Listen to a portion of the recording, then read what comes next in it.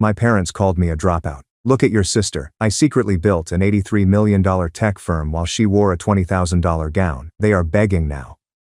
For 26 years I was the family's disappointment, the dropout, the sister who worked in customer service and the one who couldn't finish anything. Meanwhile, my older sister, Sophia Bennett, rose to the position of corporate executive at a pharmaceutical firm.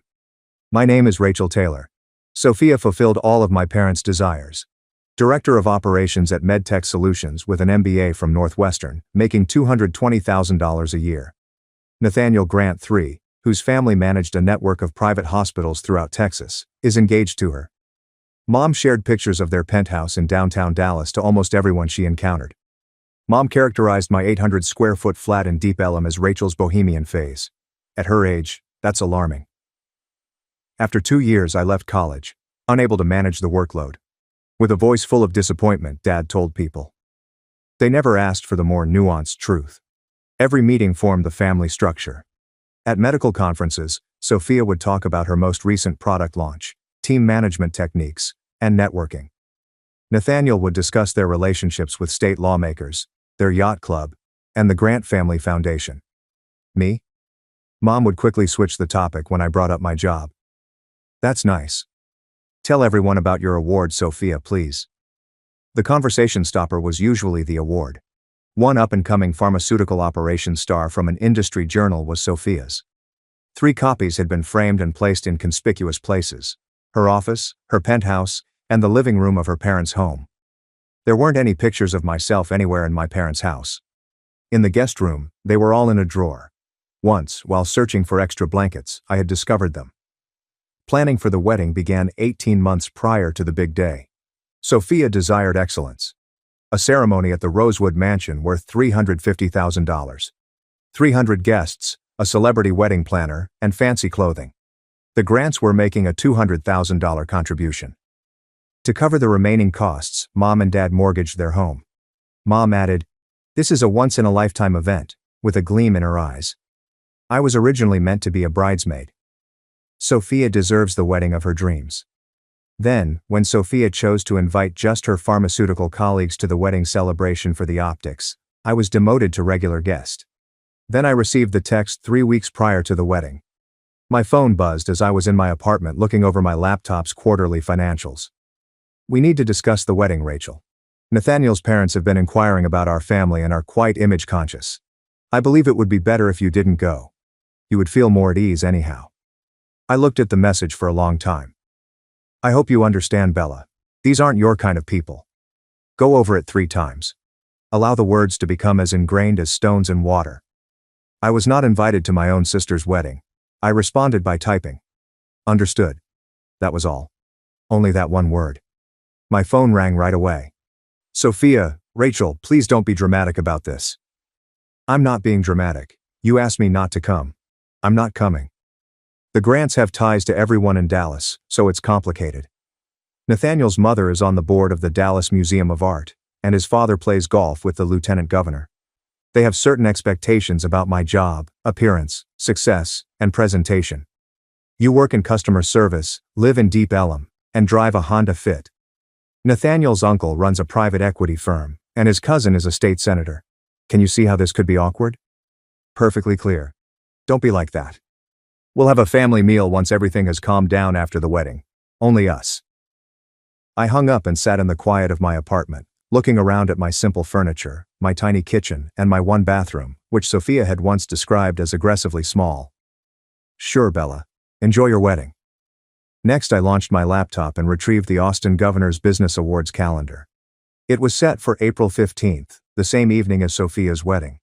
I had intended to go to the wedding instead of the awards ceremony. No more. This is what my family was unaware of. What, in the 4 years after I dropped out, none of them had bothered to inquire about.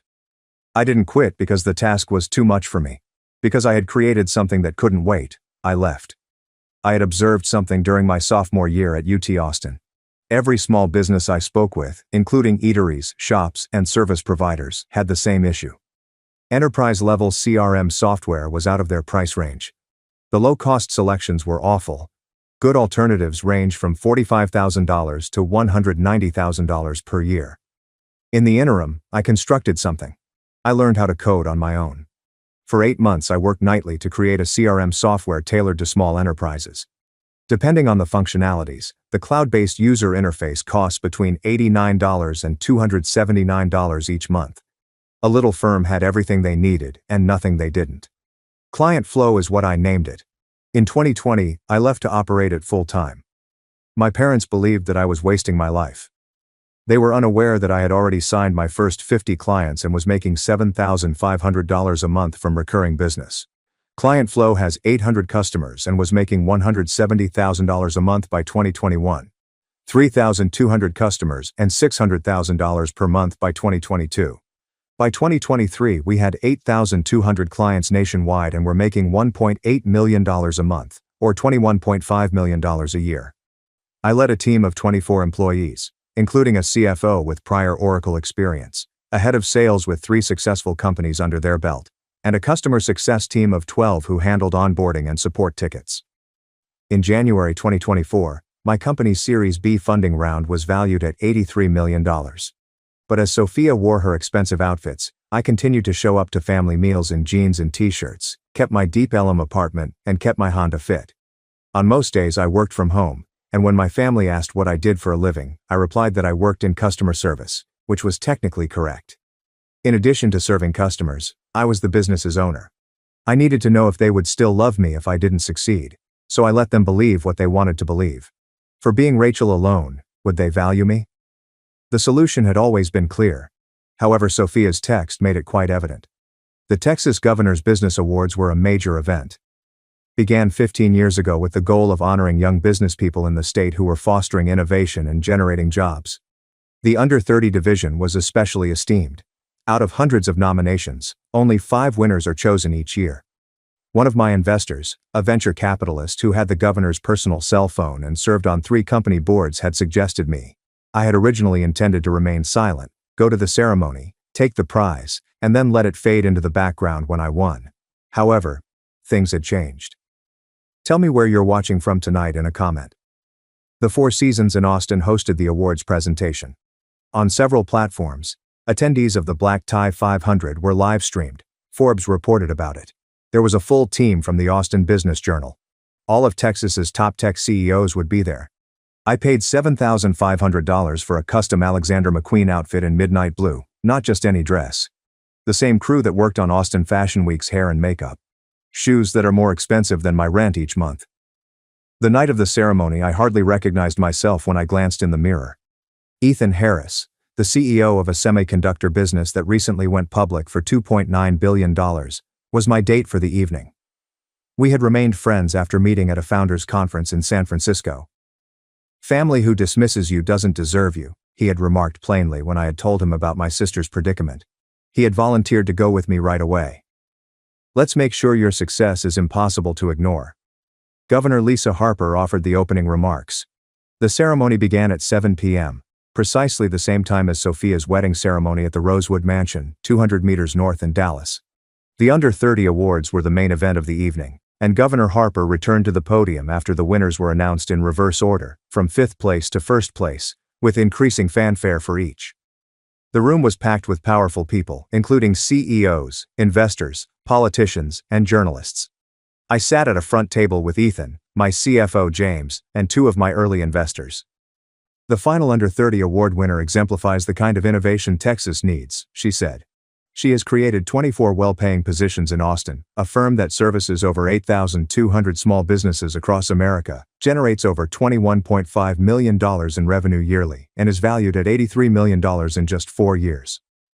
The enormous screens on either side of the stage displayed images of client flow, including screenshots of our platform, client endorsements, and graphs demonstrating our rapid expansion. She is a first-generation college student who dropped out to follow her dream, taught herself to code, and, at just 26 years old, she has disrupted an industry dominated by giants. The room was silent, hanging on every word. I stood, Ethan squeezed my hand supportively, walked to the stage in my $7,500 dress and $1,000 shoes, shook hands with the governor of Texas, and was given a crystal trophy by Governor Harper as the room exploded in cheers. "Please welcome to the stage Rachel Taylor, founder and CEO of Client Flow." "Rachel," the governor shouted into the microphone, Tell us what drove you to build client flow. I took the microphone, looked out at 500 of the most influential people in Texas business, and spoke clearly. It was heavy, substantial, and unquestionably more prestigious than Sophia's Industry Magazine Award.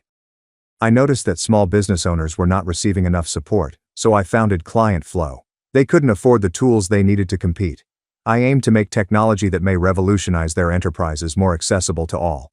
And you left college to pursue this? Yes, I did. It was the most difficult choice of my life. My relatives didn't comprehend. The audience chuckled and cheered as I said. They thought I was throwing away my future. Turns out I was building it. Then I paused. What guidance would you offer to young business owners who don't have family support?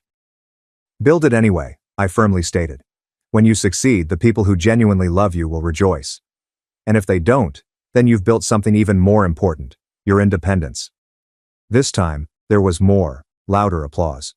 The governor sat for pictures with me, and expert photographers recorded the moment from every perspective. Within minutes, Forbes shared the pictures on social media, tagging me, tagging Client Flow, and tagging the governor. The caption said, Rachel Taylor, 26, receives the prestigious Governor's Under 30 CEO Award for building an $83 million company that's revolutionizing small business technology. The governor was giving me the trophy, and we were both grinning. The Client Flow logo was displayed on the screens behind us, hashtag Texas Tech, hashtag Under 30 and hashtag Women in Business.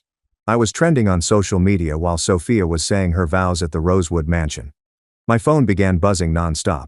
I had turned it off for the ceremony, but I could feel it vibrating in my clutch. The post received 50,000 likes in the first hour, comments from journalists, business leaders and entrepreneurs, and shares from prominent tech accounts. I ignored it, concentrated on the evening, spoke with journalists who wanted interviews, networked with CEOs who wanted to discuss Client Flow's growth strategy, and pushed for more pictures of Ethan, my team, and other award winners. At 10 p.m., during the reception, I checked my phone and saw that there were 127 unread messages. You're on Forbes the Governor, said Rachel, my roommate from college. What is the real thing? My old study group followed by others I hadn't spoken to in years, who all expressed their shock and congrats before being buried in the avalanche. You built an $83 million company. At Sophia's wedding celebration, Mom sent a time-stamped message at 7:47 p.m. Rachel, I'm seeing pictures of you with the governor. Is this authentic? Give me a call, please. We need to talk about what we're seeing online, said Dad, whose timestamp was 8:15 p.m. How come you didn't inform us? Sophia wrote, my wedding guests are all on their phones looking at your Forbes feature, with a timestamp of 9:03 p.m. You intentionally did this. In any case, how could you? Ethan saw my look and I put my phone aside without answering. Family. Are you all right? Better than okay, I replied. For the first time in my life, I don't need their approval. The fallout was amazing. By midnight, 200,000 people had shared the Forbes piece, and pictures of me and the governor were all over the place. Business publications were requesting interviews on Twitter, LinkedIn, Instagram, and Facebook. Venture capital firms were emailing about Series C funding discussions. Client Flow's website traffic grew by 847% in a single day. Our sales team was overloaded, and the Texas business community was small but connected. The news reached Nathaniel's parents in less than 48 hours. Sophia called me on Sunday afternoon, 2 days after her wedding, while I was in my apartment, still wearing my Client Flow t-shirt and sweatpants, discussing demo request prioritization with my sales team over Zoom. I let it ring, and when she called again I declined, and she texted, we need to talk, please. You didn't invite me to your wedding because I would make you look bad, I retorted. What more can we discuss? I didn't know. You never inquired, therefore you were unaware. You made an assumption. Please, Rachel. The Forbes piece was viewed by Nathaniel's parents. They want to know why you missed the wedding. They believe we are fighting. This is hurting our reputation. After giving the message a lengthy look, I typed, not my problem. Have fun in your marriage. Mom called an hour later, but she didn't answer, so I answered just out of curiosity. What's going on, Rachel Maria Taylor? Hi, Mom. Avoid saying hello, Mom, to me. Forbes the Governor, an $83 million firm, and you kept it from us. You never inquired about my actual job duties. Customer service, you said. Customer service is what I do. 8,200 consumers are being served by me. In addition, I am the company's owner. On the other end, there was silence. What kept you from telling us? Her voice cracked a little. Did you think I was real? What if I had told you 4 years ago that I was starting a business and that I had left school to pursue entrepreneurship? Would you have stood by me? Or would you have warned me that I was wasting my life? More quiet. You must comprehend, Rachel. We were concerned. You left school. You occupied that small flat. You never appeared to be wealthy. I was putting all of my money back into the business. Startups operate in this manner. We were unaware of that. You failed to provide an explanation. I shouldn't have to explain myself to earn basic respect from my own family. I spoke in a stern but calm tone. You have been treating me like a failure for the past 4 years. At every chance you have disparaged my work, patronized my decisions, and made negative comparisons to Sophia. We never got to meet. Sophia didn't ask me to her wedding, Mom, because I would make her seem bad in front of the Grants. It's not a miscommunication. It is not a lack of communication. She didn't give me much thought. How little you all gave me any thought. She didn't mean it like that. That's exactly how she meant it. And what do you know? I would have embarrassed her, but not in the way she believed. Therefore, she was justified to refuse my invitation. If you've ever had to prove yourself to individuals who ought to have trusted you from the beginning because of what transpired next, hit the subscribe button. Mom made an effort to keep the conversation going. The parents of Nathaniel would like to meet you. They are quite impressed. They said, "Let me stop you there." I cut you off. Forbes says I'm successful, so now the Grants want to meet me. Not because I'm the sister of Sophia, not because I'm a valuable person, because they regard me financially. That's not fair. It's entirely equitable. I was not invited by Sophia for the same reason. For her social advancement, I was worthless. I do now. However, that does not imply that I am at your disposal. Rachel, please. This is tearing our family apart. No, Mother. This is exposing the true nature of our family. There is a distinction. The response from the business community was tremendous. Within a week, I received requests for interviews from the Wall Street Journal, TechCrunch, Business Insider, and Forbes. I hung up, switched my phone to Do Not Disturb, and resumed my work. My CFO, James, was constantly taking calls, including invitations to speak at 3 major tech conferences, offers of Series C funding from 7 venture capital firms, acquisition inquiries from 2 public companies that I turned down, invitations to join 2 corporate boards, and a request to speak at the commencement of UT Austin's business school. We need a public relations specialist, Rachel. I can't handle this in addition to the finances. Take action. Find a decent person. Our first piece of advice from Rebecca Harris, a former tech PR professional with experience working with 3 unicorn startups and who is unrelated to Ethan, was to lean into your story. A young Latina founder who dropped out of college created an $83 million business out of nothing. That's the narrative investors and press are hungry for. I'm not going to exploit my ethnicity for marketing. I don't advocate for exploitation. I'm advocating for sincerity. Your narrative is important. The success of someone like them is needed by hundreds other Latina businesses. Avoid hiding from that. He was correct. That month I conducted 3 significant interviews in which I discussed being a first-generation student, the pressure to follow a conventional path, the possibility of quitting out and creating something from nothing. The responses were amazing. While Sophia's life was falling apart in slow motion, I received hundreds of emails from young women, first-generation students, and people whose families didn't understand their entrepreneurial aspirations, telling me that my story gave them courage. It turned out that the Grant family was fixated on connections and status. They were incensed to learn that Sophia had purposefully left out her sister, who was now a well-known businesswoman with the governor's personal support. Susan Grant, Nathaniel's mother, was especially incensed because she served on several charity boards and was very active in Dallas high society. 3 weeks after the wedding, Nathaniel called. I nearly didn't answer, but my curiosity overcame me. Sophia had cost her the connection to a successful young tech, which would have been beneficial for her nonprofit work and social status. This is Nathaniel Grant, Rachel. We haven't had a formal meeting. I am aware of who you are. I'm phoning to express my regret for the wedding-related incident. Sophia erred. Sophia made a decision. I made a conscious correction. She was under stress due to wedding preparations and the pressure from both families to make everything flawless. Nathaniel, I don't give a damn about the excuses. Your wife, sorry, your wife, threw me out of her wedding because she thought I would make her feel embarrassed. That's not stress. That's judgment. That's her true opinion of me.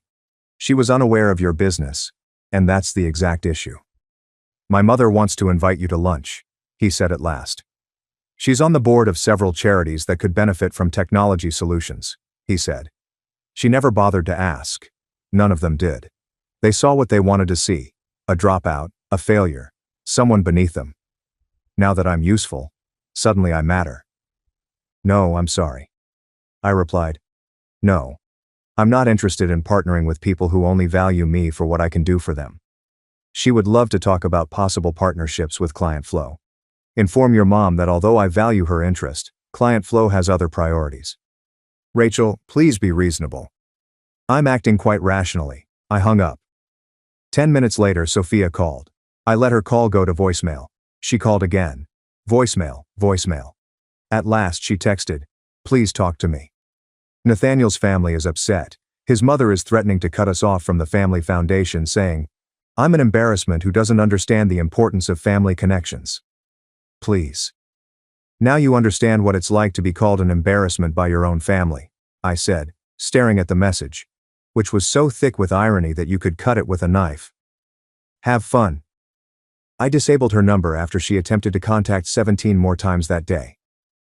The next Sunday, Mom boldly showed up at my apartment by simply showing up at my door, given that I lived in a building with security and she didn't have the code. She must have been let in by someone. Rachel, we need to talk face to face. She looked around at my IKEA furniture, my tiny kitchen, and my wall of vacation photos, and I thought about shutting the door, but I invited her in instead, and my apartment felt suddenly smaller with her in it. This is where you've been living for 4 years. Her expression was complex, as if she was seeing something that didn't add together. Yes, while you were developing a business worth $83 million, while I was putting all of my money back into expansion. Yes.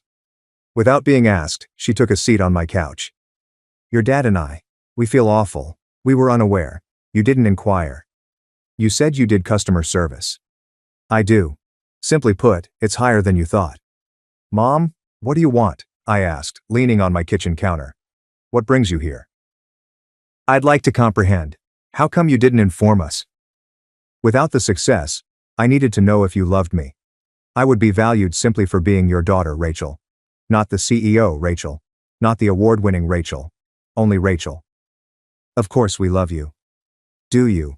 Because you have been a disappointment to me for the past 4 years. You've continuously praised Sophia while ignoring all I did. You presented me as my younger daughter, who handles a variety of tasks, and her as my daughter, the pharmaceutical executive. She crumpled her face a little. I didn't realize. That is the issue. You didn't care enough to investigate more, therefore you were unaware of it. You got what you were looking for, a dropout who struggled in college. You never considered the possibility that I might have departed for a valid reason. What exactly was the cause? I created something that was impatient. Every day that I attended class was a day that my rivals won. I had customers who were prepared to pay for my goods. Investors wanted to put money into me. If I didn't take action, my window of opportunity would close. So you dropped out. So I dropped out and you've held it against me ever since. She lowered her gaze to her hands. Your father mortgaged the house for Sophia's wedding. I understand. We were unable to assist you with that. We've reached our limit. If you'd like a large wedding when you get married. I don't want a big wedding, Mom, and I would cover the cost myself if I did. I hesitated and said, I'm not upset because I can afford it. You couldn't be bothered to comprehend what I was building, yet you valued Sophia's happiness enough to mortgage your home, which is why I'm furious. We didn't know there was anything to understand because you never asked. You never truly cared about my life. You were never interested in what I did on a daily basis.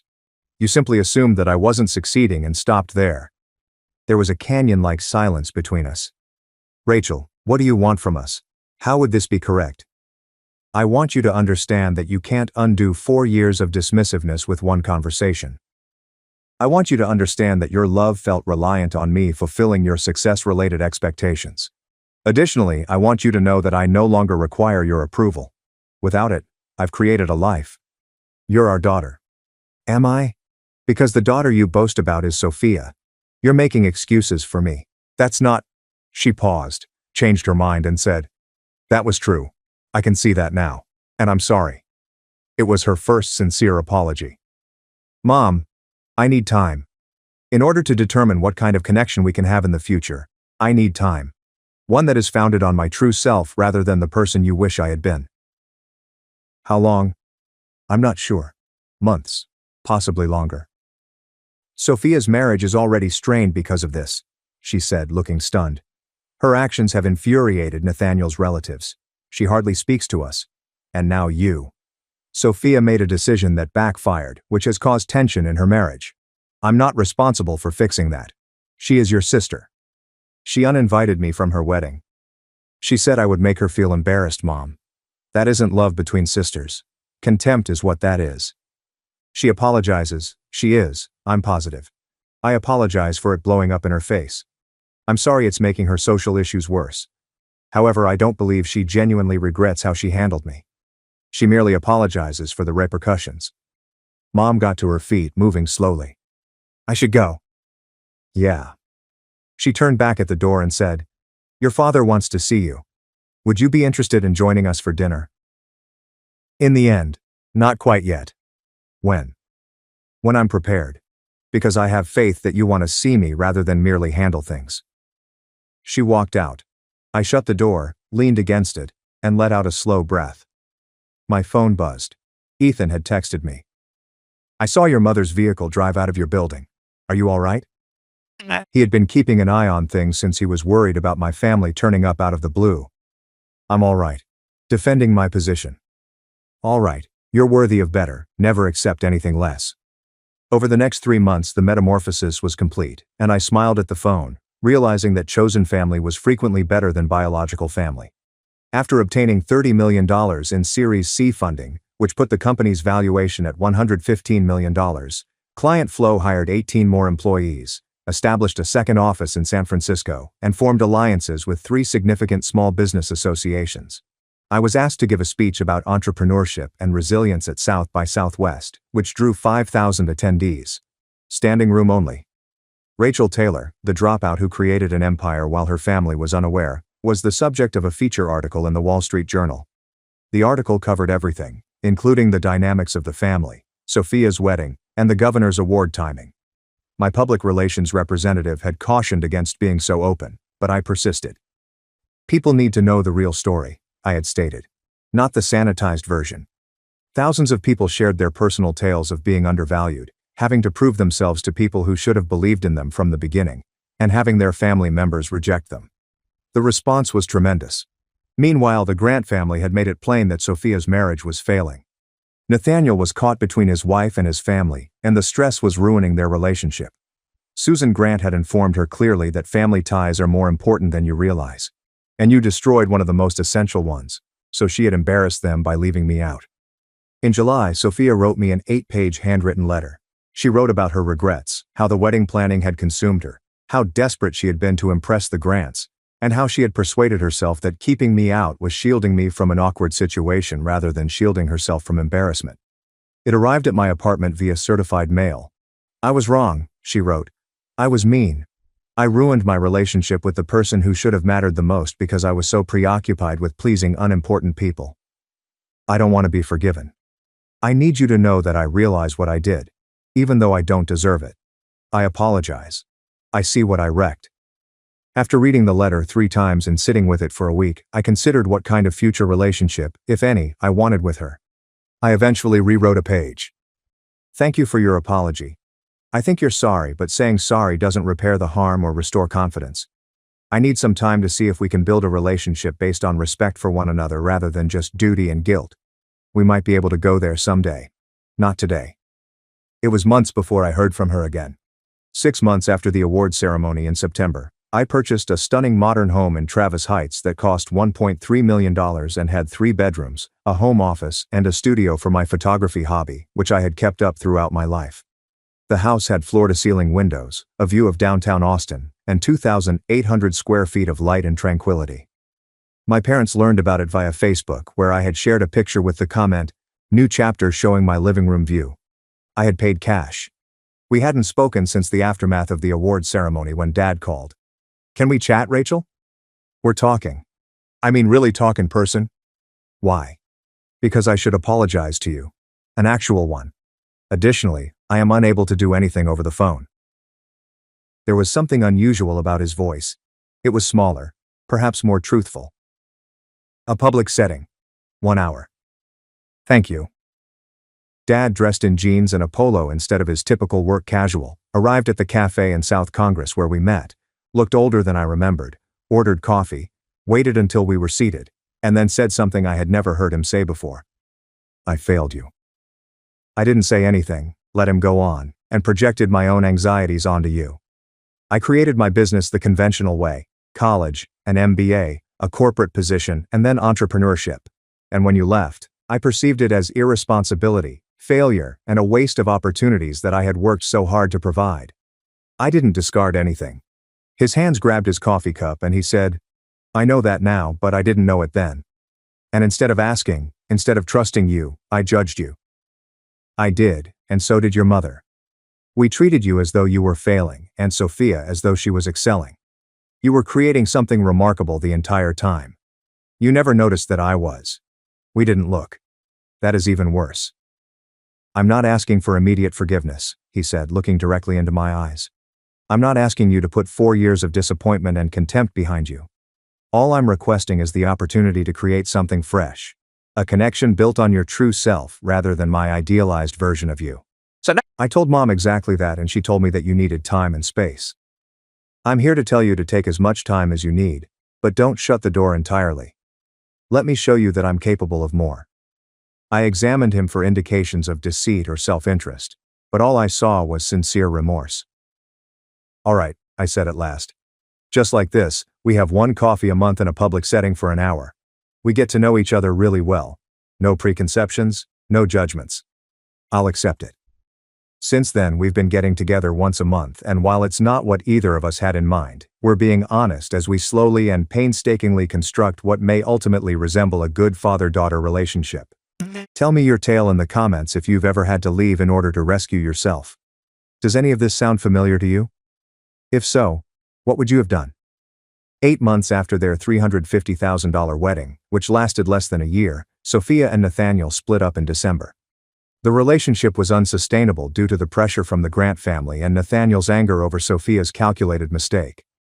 I'm not ready for more than that, but maybe someday. Sophia moved back in with our parents and is currently in therapy, working through her role in the family dynamics and her own choices. We've texted each other a few times, but it's been quick and friendly. Mom and I periodically get coffee together. Our connection is cautious, limited, but becoming better. She's trying to understand my work, ask sincere questions, and listen rather than pass judgment. Last quarter, Client Flow's yearly sales reached $40 million, and this year, we're on target to reach $48 million. The business is flourishing, expanding, and outperforming my initial expectations. But the true success lies not in the money, the valuation, or the accolades, but rather in realizing my value regardless of their approval, creating a life that is truly mine, and surrounding myself with people who have always recognized my worth. James, Ethan, my crew, and my true pals. The dean introduced me as one of our most successful entrepreneurs who had the guts to leave before we completed training her. The room laughed, and I grinned. Last month, I received an invitation to speak at UT Austin's business school, which I left 6 years ago. 500 students showed up. A young woman raised her hand during the Q&A. "How did you respond to your family's lack of support?" Sophia's text, Mom's contempt, Dad's dismay, and 4 years of being treated like a failure while establishing an empire were all things that crossed my mind. "The people who genuinely love you will celebrate your success when they see it," I replied simply. "If they don't, you've built something even more important than a company. You've built your independence." Applause erupted throughout the room. I spent 2 hours discussing what I had learned with dozens of kids who wanted to talk after the speech, share their personal tales of unsupportive families, and ask for guidance on taking risks that their parents didn't understand. The fact is that they don't teach you about success. It's not about proving yourself to those who doubted you. Rather, it's about creating something so genuine and true to yourself that their doubts are rendered meaningless. Sophia was somewhat correct, just not in the way she had anticipated, that I would make her seem foolish during her wedding. I was being recognized by the governor while she was performing for the grants, and I was creating something that would transcend all of their opinions while she was attempting to impress insignificant people. The best kind of retaliation isn't proving them incorrect, but rather creating a life so satisfying that you don't need their approval. I am now 28 years old. I possess a gorgeous home, I have real connections, and I'm establishing ties with my parents based on honesty rather than performance. Client flow is valued at $115 million and growing. Sophia, on the other hand, is trying to figure out who she is without the Grant family's approval. She resigned after the split without her executive title. Perhaps she will discover who she is without the validation she had formed her identity around. In any case, I'm fine since I've learnt the most crucial lesson of all. Perhaps we'll reunite in the future. Your value comes from creating something genuine, something that is uniquely you, and something that represents who you truly are. It does not come from obtaining admirable titles, social acceptance, or familial approval. And nobody can take that away from you. Not even your family or in-laws. I have the governor's trophy on my desk, not because it demonstrates anything to anybody else, but because it serves as a reminder that I created this on my own terms, without anyone else's consent, and it was worth every moment of being undervalued.